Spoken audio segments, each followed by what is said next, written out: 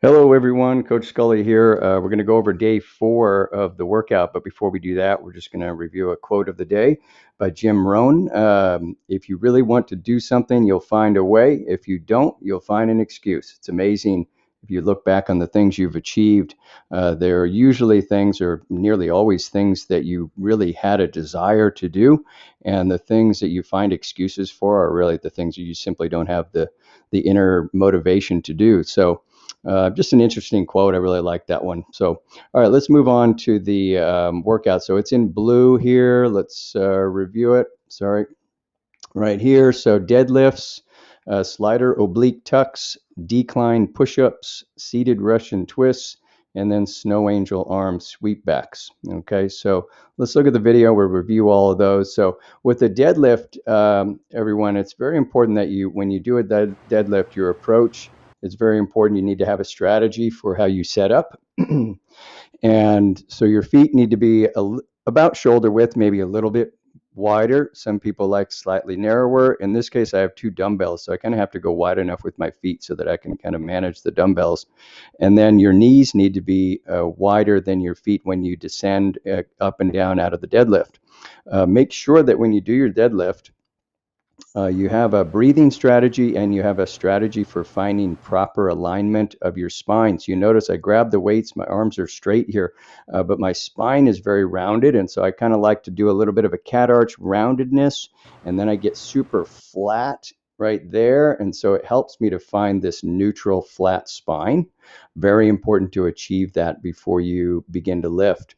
And then you'll notice I raise and then lower my hips in order to kind of find the right position of the hips.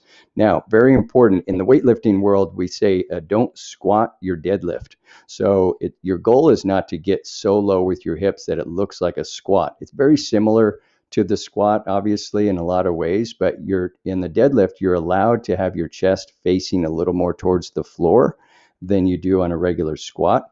But just know that your hips are not designed to be super, super low here, but they definitely want to be low enough that about knee height or just a little bit below, okay? And my back is flat. Now, before I lift, I'm going to take a breath in, and I'm going to pause my breath, really kind of hold my breath as I begin to lift, and then exhale at the top, okay? So it's a breath in, right there. I brace my abs for a punch, and then I exhale at the top. Take another breath at the bottom. Exhale at the top. Okay, so you're going to do that breathing pattern. You notice I kind of readjust my hips every time. I like to reacquire that position every time. I also like to make sure that I'm going slow enough that I can reacquire my breathing sequencing there. Unless you're doing some sort of CrossFit, really high rep, really fast repetitions, do the slower form. Your form is going to be better and it's going to be safer. Okay. So that's a deadlift. Again, use whatever weight you've got, whether it's a barbell, a sandbag, a suitcase, whatever. Okay, so you'll notice here I'm just kind of demonstrating where the knees need to be, and then this idea of how to round and then flatten your back. And very important to get acquire that skill to find your neutral spine. Okay. So the next exercise is slider oblique tucks. So you've done the slider tucks before. Use paper plates if you don't have the furniture sliders, but you notice when I tuck here on this, I'm just going to twist my hips, alternate twisting my hips each side. So I go right, back to the center, left, and so forth, back and forth. I think on your sheet here, we've got you doing, I have you doing 8 times per side, but whatever it takes. Some people need to do 20 or more to really get enough fatigue. Okay, and there are more advanced versions of that. All right, decline push-ups is the next one. So again, find your neutral spine. Just have a strategy for finding a good body position. Again, I prefer that your hips are a little bit higher rather than too low. But the spine is flat, my chin is tucked, so my ears, shoulders, and hips are in alignment. And you notice where my elbows go when I bend down. Right here. Tough to see. Let me let this thing go away. So my elbows bend back at 45 degrees and they don't wing out to the side. Okay. And if something were to touch the floor, it's going to be the top of my forehead that would touch, not my chest. Okay. So I kind of keep those hips somewhat elevated. Just retain that super tight abdominal core area so that you have total stability and it's just an up and down version of the plank. Okay, that's the decline push-up. All right, seated Russian twists are the next one.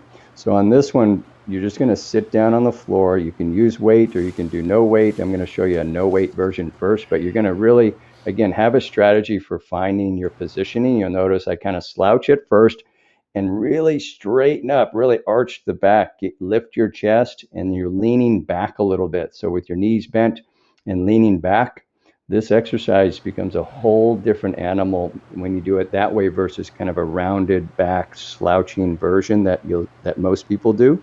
So you could do it like that with the arms straight and no weight, or you can grab a sandbag, a can of soup, whatever you got around the house, a baby, whatever you want to use, side to side. And again, you don't have to touch the floor on this one. You're going to be more likely to keep your back flat and neutral if you don't try to reach for the floor with that weight. Okay, so last one is snow angel arm sweep back. So you notice I'm going to lift my chest. I'm looking straight down. My chin is tucked. My glutes are tight. My abs are a little tight. My knees are off the ground. Okay, so if you tighten your glutes, your knees are going to be off the ground. And here I'm just showing you that you can either use weight or no weight. But I think a lot of you could probably handle a little bit of weight on this.